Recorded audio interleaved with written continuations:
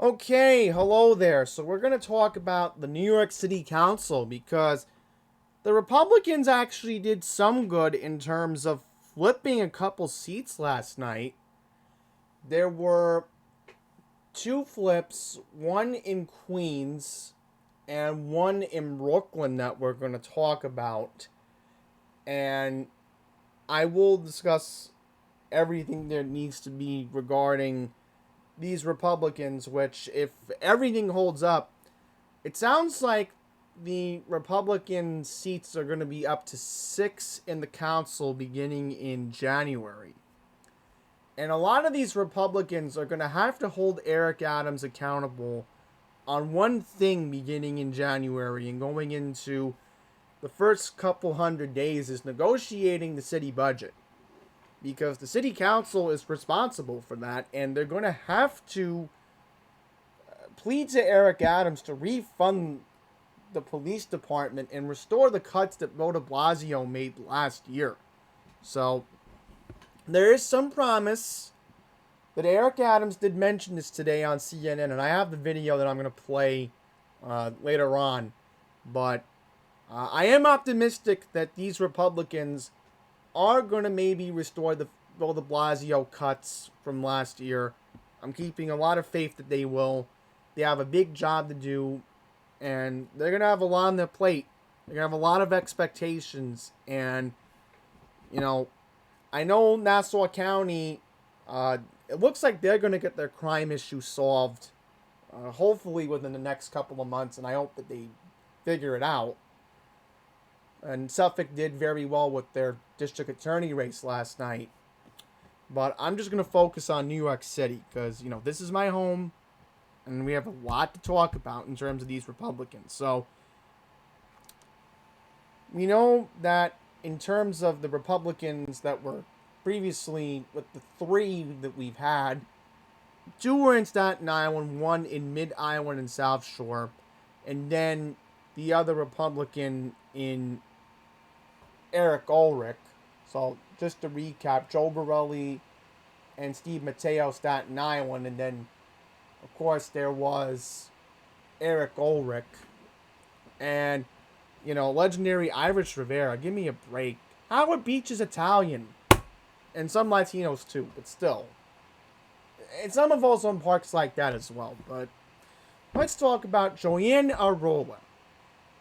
Now, Joanne is the current chair of the Queens County GOP. So she had a very tough race, but she had a big lead last night. She held on.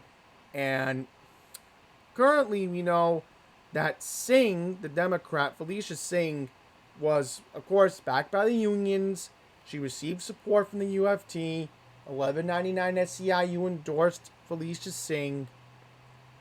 And there was some controversy that radical groups as Pro-Defund Black Lives Caucus and anti-Zionist Jewish vote groups. So Felicia Singh was very bad news. And the only issue for Joanne Arola, she's had some previous issues with Vicky Paladino a long time ago. And these two ladies are going to have to work together because the last thing we need is a divide with our caucus in Queens. And, I'm just going to say that Joanne definitely deserved to win last night. There was no question about that. There was a big upset in Sheepshead Bay, Brooklyn. Now, this is District 46. And the reason why I'm interested about this seat that flipped last night was because District 48, the neighboring district, is where my parents' friends live in Mill Basin. So, of course, 48 went Democrat, no surprise there. But Sheepshead Bay, this is a big shock. Who saw this coming? Erna Fernkoff, who was actually endorsed by Donald Trump, believe it or not, won District 46 in Brooklyn. That is a huge shock. Huge shock. Oh, okay, my bad. This is District 48, so 46 is Mill Basin. I do apologize. In fact, let me get my map. Yeah, that's Mill Basin. I do apologize. See, I got my map right here. In fact, I'll move it. That way you can see it. So if I do make an error, what I can do is I have this map. So you see here, that's Mill Basin. You can tell that's Flatbush Avenue right there. And then there is 48 right there. So 48, that is a big shock.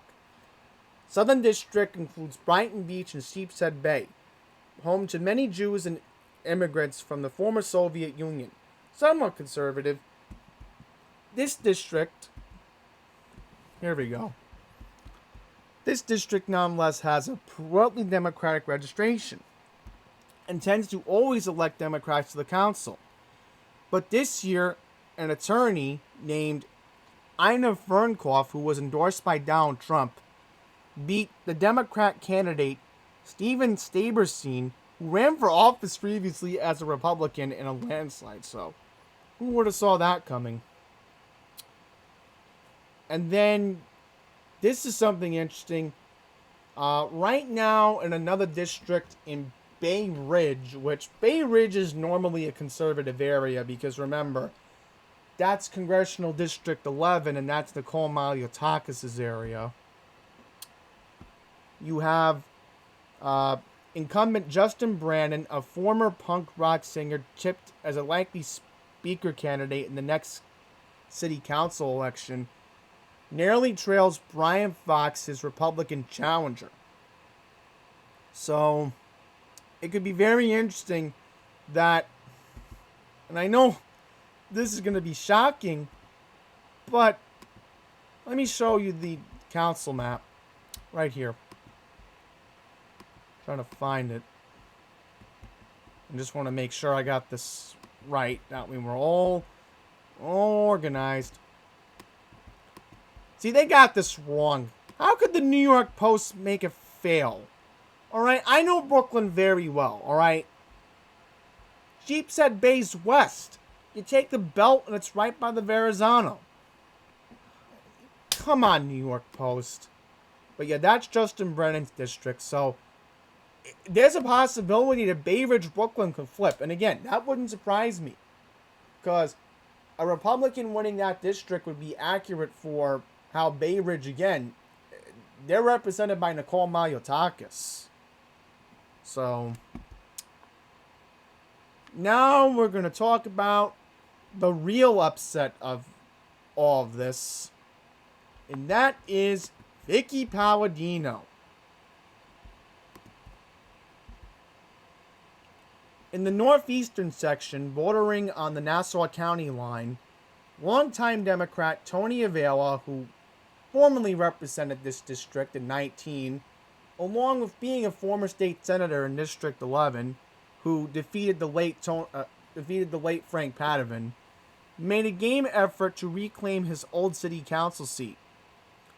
Well, for now, Vicky Paladino was declared the winner last night. She did declare victory, but Arola has not conceded. But you know she's going to win, just because there are some outstanding absentees. But there is a good chance that Vicky Paladino is going to represent the areas of Whitestone, College Point, and Bayside. So, Paladino notably gained publicity back in 2017 when she basically called out de Blasio on the street. Many of you know Vicky Paladino ran for state senate in 2018, lost to John Liu. So, very shocking. Very, very shocking. So, a lot has happened. A lot has happened last night, and I will mention that David Carr did take over in Staten Island Steve Matteo's seat. So David Carr is going to move on. And we know Joe Borelli. Let's just confirm Joe Borelli here. I'm going to pull up the Board of Elections website. So let me look it up. Board of Elections in New York City. And we're just going to pull up District 51. Thankfully, I know where I can find it. Go down here. Of course, Joe Borelli is going to represent the South Shore of Staten Island. No surprise there. So, I'll just mention, and I'm going to recap this. I mean, this is huge for the Republicans.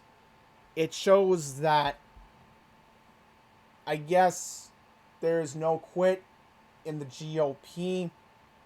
There is a sign that there's going to be more GOP involvement next year, given the fact that the governor's race is going to be very controversial because the Democrats are very divided right now. They don't know who their nominee is going to be. Obviously, Kathy Hochul's running. You have Attorney General Letitia James. There's a possibility that Congressman Tom Suozzi might run. There's a possibility that Bill de Blasio might jump in the race. So that race is very divided. And the Republican race is divided too because you have Rudy Giuliani's son Andrew running. And then you have Congressman Lee Selden running. And then you have former Westchester County Executive Rob Astorino running in that primary. And then, you know, what's going to happen with the Assembly? That's likely going to end up staying Democrat. But the state Senate could flip. There's a chance the state Senate could flip majority. So we'll have to see what happens on that end. Only time's going to tell. But as far as the city council is concerned here in, you know, the 5 boroughs, a lot has happened. So now we're going to move on to the Brooklyn Borough President. Look what he said today about possibly refunding the police. We have to deal with public safety. When you talk about disbanding police departments when crime is increasing, you're not being progressive because you're not dealing with the safety of people who are impacted by that. So let's be practical and progressive, not preach to people, but provide services to people. Okay, so there is a sign that Eric Adams is going to restore the Bill de Blasio cuts. I would hope so. Because there was some criticism today about Bill de Blasio from Eric Adams. So is there a chance that Eric Adams might end up being a old school type Democrat like my councilman James Scanero? I mean, we'll have to see. We'll have to see what happens. So let's just wrap this video up. And, you know, again, Eric Adams, you are on very close watch right now, okay? You're on very close watch. And, again, we have a lot of these Republicans who won last night, and they're going to hold you accountable, Eric. They're going to hold you accountable for what you do. I know Vicky's going to do it, and all the others who won. They're going to hold you accountable, Eric. So keep that in mind. And, you know, you need to start worrying about your own dividing your own party, because you should be worried about who's going to be the Democrat nominee for governor.